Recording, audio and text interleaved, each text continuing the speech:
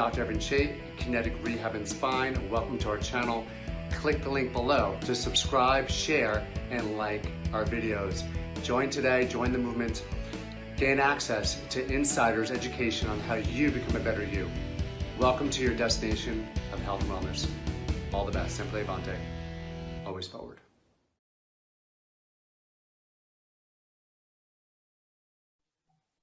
Hi, Tina. How are you? I am good. Dr. Evan, how are you? I'm so good. I miss you so much. I miss you guys too. I miss everything. I've been doing my little exercises and PT at home, but it's not the same. It's not the same without you guys. And we all miss your smile. I think we were talking about you the other day because I think you jumped on our Give Back show, and Tracy, who's been helping me a lot with my business recently, she's like, "Oh my gosh, Tina's on." She's like a huge fan of yours. And she's like, "Oh my gosh, Tina was on for a little bit. Oh my gosh." And she was so fangirling over you. I loved it. Oh, that's so sweet. That's so sweet. That was great. I love your little comedy happy hours, and you're doing it for such a great cause. So it's so awesome. Thank you. Thank you. You know, I know that you're very busy, and I appreciate you fitting me in on your busy day. But I wanted to interview you because I think that you're just a unique person and a very powerful woman. So when I think about like a superhero, you're like a Wonder Woman. Right? Thank you. It's so strange how you don't see your own self that way. You've like transcended gender in your industry. And I would love for you to share like why you do what you do, how you got involved in it. You know, what would you say to my daughter who's 12 years old, who aspires to be a significant person in this world? Like, I'd love to like pick your brain a little bit and if you could share those trophies behind you too, because this is just fascinating. Getting into like your domain, it's like unbelievable. Like you're a superhero. Well, right now, this is my little home studio. So I've been working. So on Sundays, I go to New York City at Fox 5 on the Upper East Side, and I do my show Sports Extra on Sundays from the studio. So we utilize the whole studio. I'm there with my producer. It's a half-hour show, so it's a lot of work. But Monday through Thursday, I do all my sports anchor hits from home. You know, so it just helps with the social distancing. It helps that there's less people at the station. It's less people to mic for the stage managers, the whole nine, less desks to clean, the whole 9 yards. So we're just trying to keep it as simple and as safe as possible. So I've set up this little home studio here. Normally I have another camera that I use for Channel 5 and it's up in my ring light and all that stuff. But you know, I was like, perfect spot would be right by my bookcases, which of course is filled with what? Sports books, like all sports books. Some are my husband's, some are mine. So we're about half and half. My husband and I are about half and half. He has a lot of the golf and Yankees sports books, and my sports books are everything. A lot of football, a lot of Red Sox baseball, because I covered them. A lot of Michael Jordan. Are you a Red Sox fan? What's that? You're a Red Sox fan? Well, I covered the Red Sox for 2 years, 2007 and 2008. I moved to Boston, and I actually 2006, 2007. So I covered the World Series in 2007 when they beat the Colorado Rockies for the second time in 3 years. So that was a wild, wild year. And I've just like, Evan, like your question was how I got into this. I just always loved sports. Now, as a little girl, I tried all sports, tried softball, tried basketball, tried soccer. I struggled when there was a ball involved for whatever reason. I've even tried to play tennis a little bit during this quarantine and self-isolation and social distancing. Not good. But I did do well in gymnastics. I did cheerleading kind of as incorporation with my gymnastic skills. Track and field was my main sport. Ran middle distances, through the shot put, triple jump. Always loved sports. And then with cheerleading, I was the cheerleader. I was the one they looked to. Are we on offense or defense? All right, guys, we're on defense. So now we have to do the interception cheer. And then same thing with basketball. So on the cheerleading squad, I was the one that understood the sport so that I would tell everybody else to make sure we were doing the right cheer. Just grew up in a family. I mean, my dad played college football at Cornell. So it wasn't like he won like a national championship at Notre Dame or USC or anything like that. But we just grew up in a house where education was important. My mother was a teacher, and incorporation with education was sports because it added discipline and it added structure. So sports was very important to my father and going to Ivy League education, and important to my mother as a teacher. And a lot of my mother's cousins, uncles that I had, a lot of them were coaches. They coached high school football, high school basketball, high school softball. So as a little girl, we would always go to games, watch my uncles or my mom's and dad's cousins coaching those teams. It was a family event.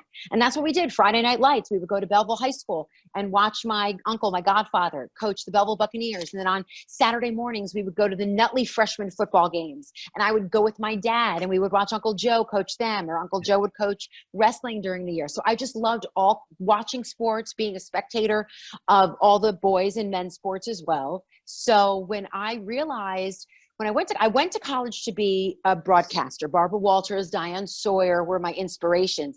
But when I got to college, I wasn't even 2 days in, and we didn't have cable when I was home as a little girl. But when I got to college, they had cable in our main common area.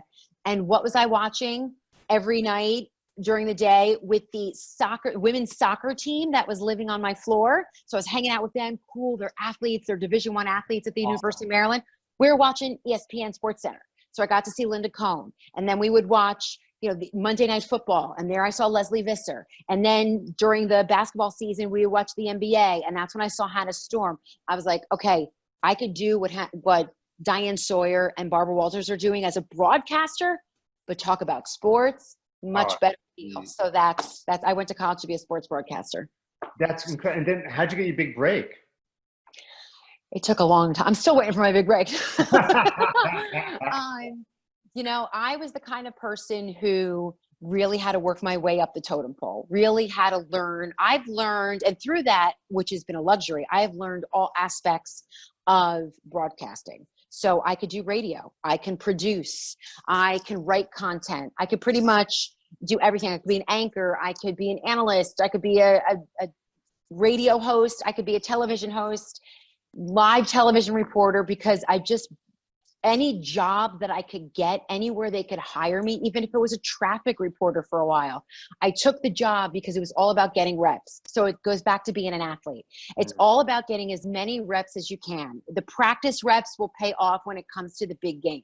And I was getting, even if it was, say, radio, traffic, or news, that was giving me live broadcasting reps. So then when the sports opportunity came up, I was smooth at the broadcasting, and then I just had to get my sports information in order like that. So I've had dozens and dozens of jobs as a producer, behind the scenes, as a writer, had to move to Boston for a while, worked at several small cable stations throughout the New York, New Jersey area for a really long time. I did anchor news for quite a while as well, on a small scale cable channel. And then slowly but surely kept making my demo tapes. And I would say my first really big job, my big break, was in 2004 when I was on air. I got a job at CBS 2 in New York. And that was back when they had 4 full-time sports broadcasters at every channel. Now there's 1 at each channel. Wow. But it was a different era, almost 20 years ago. And I was the morning weekend sports anchor. And it was giving me my reps, and it was giving me opportunities to produce and write. And there were times where I got to go out and report and interview LeBron James when he was a rookie, and go to Yankees games and see Derek Jeter in his prime. And I've had a great experience, and I was very lucky in my sense. So maybe I didn't get a huge break out of the gate, like some sideline reporting job at ESPN, but I was able to stay in the #1 market in New York City. I moved away for 2 years to go up to Boston to cover the Red Sox. That was an amazing job, doing 162 games a year, covering a World Series. But then the minute MSG in New York came calling, shot back, went to Madison Square Garden, covered my favorite team, the Knicks. Well, it's so funny. We get rewarded in public for the things we do in private. And it seems like for you, everybody's had their story, right? You've always had a setback. Anybody that's ever been successful has had a setback. Oh, yeah. What do you think your biggest setback that actually made you become who you are currently? Because you need to be inspired to do what you do, right? Well, I think it's a combination of a couple things, and it goes back to the greatest of all time, Michael Jordan. And I always loved this quote right when I got out of college, and he said, "I have failed over and over and over and over again. Therefore, I succeed." Because he was referring to all the game-winning shots he missed, all the jump shots that he missed. And because he missed them and didn't win those championships early on and lost to the Pistons, it's why he was able to succeed at such a high level and win those then 6 other championships. And I feel like early on in my career, I just couldn't get a job. Evan, I couldn't get a job. I was working at Bath and Body Works in the mall for a while. And my mother's like, I sent you to college to be a sports broadcaster. Why are you working at the mall? And I'm like, because I need to make money. And I couldn't get another job. So I just did what I could. So it was very difficult at first for me to get a job. A lot of it was regionalized. They always told you to go to small markets. So I would apply to jobs in Yakima, Washington, and these tiny towns in Georgia and Texas. And they would tell me I was too New York. So initially, I was like, well, no, I'm not offended. Because I spoke fast, I was Italian American, had the accent, the big hair, the whole 9 yards. And I was like, to New York? Well, that's awesome because I want to work in New York. So if you're telling me I'm to New York, I'm going to go work in New York. So then I started getting those small jobs in Staten Island, in New Jersey at cable stations. And then what was my first big job? CBS 2 New York, Channel 2 in New York. So, but then from there, I think a lot of the difficulties, I was moving my way up in the industry, getting some opportunities to do national TV, had that big job with the Red Sox, came back. When I was doing the Knicks broadcast, New York Red Bulls, I was getting, again, some national exposure in TNT, ESPN, etc. But then, things change, bosses change, a new executive producer comes in, and they didn't renew my contract after 10 years at MSG. Just, okay, we're not going to re-sign you. Well, why? We want someone new. Like, no explanation. So that was just like, gut punch. But what that did is it enabled me to step back and really become like who I am today, where, maybe I was conforming a little bit to a boss to act a certain way, dress a certain way. I was, had my hands tied a little bit with certain things that I wanted to report on. And I was able to step back and just forget about all that, be who I am, be authentic to myself, freelance at a bunch of different jobs, and just stop identifying with being Tina Cervasio, the sports broadcaster. I'm Tina. Yeah. And I could be that every day now in my job at Fox 5. And when I got this job, I just wanted a job, but again, I was able to become the first woman to ever host Sports Extra on a Sunday night as in a full-time role. Wow. Just being able to do different things with NBA Radio, and more doors opened up. So by just me taking a step back and realizing it's not me and just continuing to work hard and not give up, I think that's the biggest thing. I loved this. Looked in other areas, maybe where I could make more money doing sales, corporate sponsorships. It's like, no, you got to do what you love. And I love talking about sports, and I love going to games. And there's no games right now, so I just anticipate games. Well, good for me because I have time. You have time to spend time with me. Yes. You have such a positive mental attitude. And a lot of my work is based on PMA, positive mental attitude. Mm-hmm. And there's another thing I use a lot. It's called CNI, constant and never-ending improvement. So it seems like for every setback, every denial you ever get, every resistance, every barrier you ever hit, there was a wall in front of you. You didn't go through the wall. You went, you know what? There's probably a door this way. Let me just go this way just a little bit and reposition yourself. It takes a lot of tenacity. Is that, were you grown up that way? Did your parents instill that in you? Did you just have that tenacity from the beginning? My dad always referred to me, and maybe he instilled this into me about being resilient. Like whenever things would happen, I would bounce back.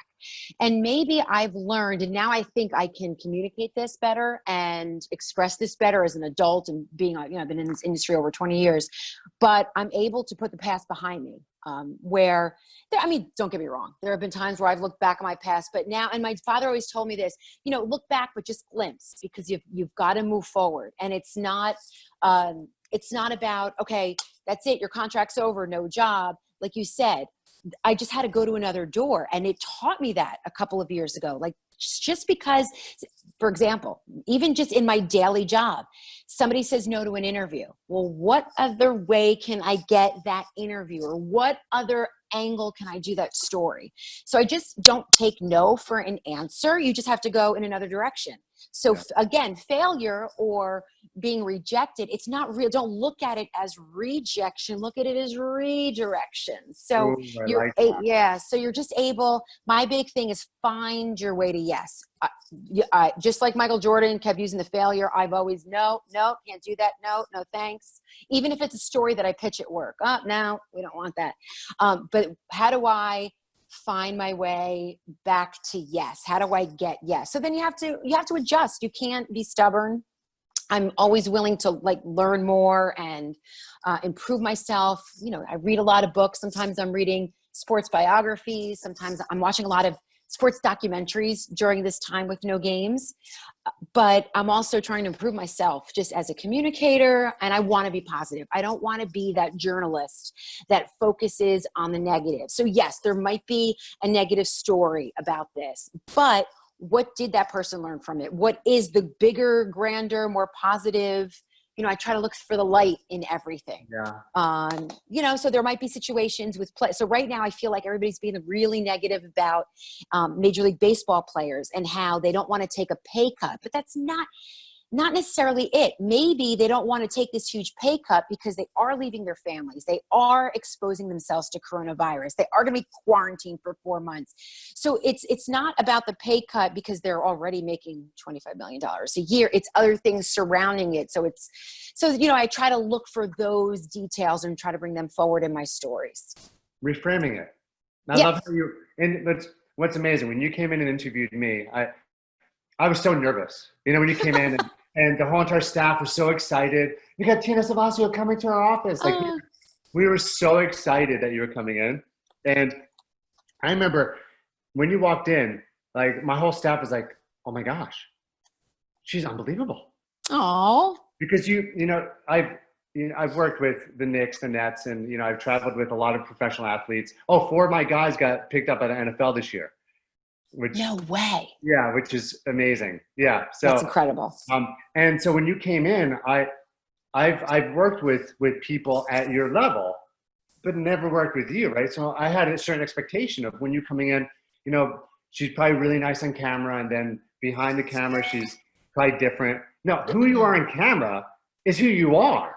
And even when you came in and we were working with you, you just came in. Everybody you lit up the whole entire room.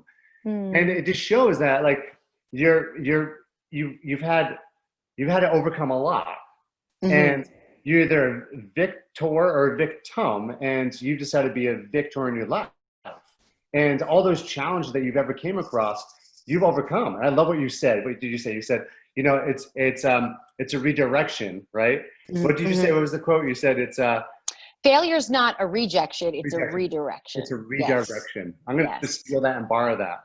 And I don't know, it's like a combination of quotes, like between Jordan's quotes and other just sports people, you know what I mean? It's kind of a combination of everything because you hear it, and I read a lot of the biographies or just even articles, you know, so kind of combine them all, and make it work for you. What works for you?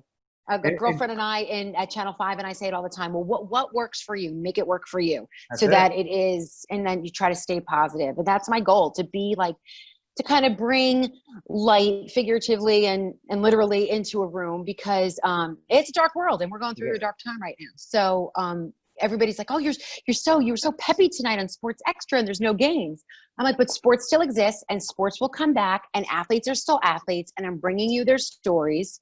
And whether they're doing good, like giving money or giving food or going out to the healthcare workers or entertaining healthcare workers or whatever it is, when you turn on my show on Sunday nights, because it's going to be no negative news. You know, I'm gonna state facts, and sometimes like if somebody's season gets canceled, we got to state the facts. But okay, they're already looking towards next year. What's going to be good about next year? So that's kind of my goal. And I think we need that more news. I don't watch any media. I've had to shut off my own show. Yeah, like I just the numbers I only read, like, if you look at my desk is a mess. But I only read positive books. It looks like you do too. Tell us about your trophies. Like, I love those. Those are Emmys, right? So these are Emmys, and these are not where they normally are. They aren't normally in this bookcase, but you know, I had to pull them down and put them behind me during my live sports reports. They're actually on another case on a wall, not far from me here. But when I was at MSG Network, and MSG is just one of the it's the original sports regional network, the original, and it's almost 40 years old now. And I grew up watching Sports Desk. That was part of my inspiration. That's where I saw the Knicks, the Rangers. There was a period where MSG had every team, including the Yankees and the Nets, everyone. So that's where I watched my sports regionally growing up. So phenomenal, talented, amazing editors and producers there. So they make you look better. So when you're a talent, and they help you win. You don't win these things on your own. So these are from the MSG. These are all from the Knicks broadcast team from when I covered the Knicks from 2008 until 2015. And this particular one was from January, a broadcast we did on January 22nd, 2010. And it was Friday Night Knicks. It was our Friday night. Anytime the Knicks played on a Friday night, we had different theme music. And it was all about, Friday Night Knicks. And it was just great. They had jazz music to open up the show. Totally different. Had like a Monday Night Football feel. And our director and producer went Friday Night Knicks. So as the sideline reporter, I would do extra interviews. So I would do extra walk-off interviews. I would do an extra interview before the guys. Like I would go live with him. Amari Stoudemire was there during this time. I would go live with him right at the layup line. Like he would, do his layup and come in. I'd ask him 2-3 questions. And then we'd run back into the line. I remember that. It was so exhilarating. And this particular broadcast, our producers entered this particular game on January 22nd. And it was Kobe's in town. And it was Kobe Bryant came, and it was just this huge, amazing game. This was not was this his 62-point game? 61 points, because Carmelo had 62. I'm trying to think if this was his 60-point game. I'm drawing a blank right now. But yes, it was. Yes, because then 2 years later is when Linsanity, we won a huge award for that, because it was when Jeremy Lin outplayed Kobe. So we won another Emmy for that one. That was an amazing game. But yeah, so this was when Kobe scored 60 points. It was insane. And I interviewed Lamar. So I couldn't get Kobe after the game. Obviously, ESPN had him because it was a national game on a Friday night. But I got Lamar Odom, who was a local guy from Queens. And this is before all of his issues, obviously. This is 10 years ago. And my question was, Kobe dropped 60. He scores this visiting record for here at the Garden, the most points ever scored by a visitor. And I said, what stands out about his performance? And he goes, that man never ceases to amaze me. And it was like this quote that they kept using as like sound, just all related to that game. So this was a team effort, but this was one I'm proud of because the late Kobe Bryant's name's on one of my Emmys. So it's kind of cool. Oh my gosh. That is incredible. That's incredible. I really do appreciate your time. I have 2 more questions to ask you. Okay. All right. One question pertains to your experience working with me. If you could just share your experience working with me. And then the last question would be a really odd question. So how was your experience working with us, and how did you find us? And please share how your experience. And it was great. It was like, and I love working out. It's an escape. So this clearly did not feel good working out with you guys because I have a torn labrum and a tiny tear to my rotator cuff. I've got a lot of stuff going on in here. You said there's a lot of stuff in there. And so my workouts, they were painful at times. And there was a point, and Evan, I had no mobility in my arm. No mobility. I mean, I could not blow out my hair. I couldn't change. I couldn't take shirts. I'm a little sore now because I'm actually like sore muscles. So I'm like moving slow because we're sore. But what you guys did, I mean, I would say like my mobility's back. I mean, it is, like I feel it. I mean, look, my torn labrum isn't going to heal itself without surgery. And I'm trying to keep that rotator cuff as strong as possible so it doesn't tear more. But, so I feel it, but it is amazing what I could do. And the exercises you guys taught me, and you gave me bands to work out at home. I mean, who knew we would go into a pandemic? Oh, of course. A couple, 8 weeks later. So now I do my bands. I know how to modify my workouts. You guys just gave me so much knowledge. But what I really miss, and I think was so beneficial, I never thought, was just the unique massage and the acupuncture and the cupping. I mean, I felt like, the circulation and the blood flow and the healing, the natural healings, because I'm not a big pill taker. And I'll never forget, my orthopedic said, okay, I'll write you a script for ibuprofen. I was like, let's wait on that. I was like, let me see what I could do. I'm going to take, as many, turmeric. I never say if I say it properly, and different vitamins. And then, try as much natural anti-inflammatory as possible. And, I mean, I can count the times I took an Advil, you know what I mean? And it was usually post-workout because I was just sore, but I just, you guys have, so that natural approach is amazing. And I can't, it could get better, I'm sure. And I miss your direction with my scaps and all that. So I don't have people check it, watching my form right now. So when this is all over, can't wait to get back to kind of redirect my muscles again and make sure they're all good. I'm gonna send you 2 gifts because we just started our product line. We have a sleep formula called Vita Sleep, and we have an anti-inflammatory formula called Vita Omega, and I want to send it to you as a gift. Thank you. And I took the omegas. I was taking the cod liver oil. That helped tremendously as well. So I took that instead of ibuprofen. Huge. This formula has cod liver in it, but it also has something known as carbon 60. Carbon 60 is a natural anti-inflammatory. It's actually the most potent anti-inflammatory on the planet. Natural. Wow. So awesome. I've been able to merge them and combine them into one formula, and it's a mint flavor. So I'm going to send you a gift. Yeah. Good. And the last question is, what is your superhero? What is your superpower? Like, if you had a superpower, what would it be? And what would you say to your younger self? Say at my daughter's age, what would you tell your younger self? What advice would you give your younger self for the future?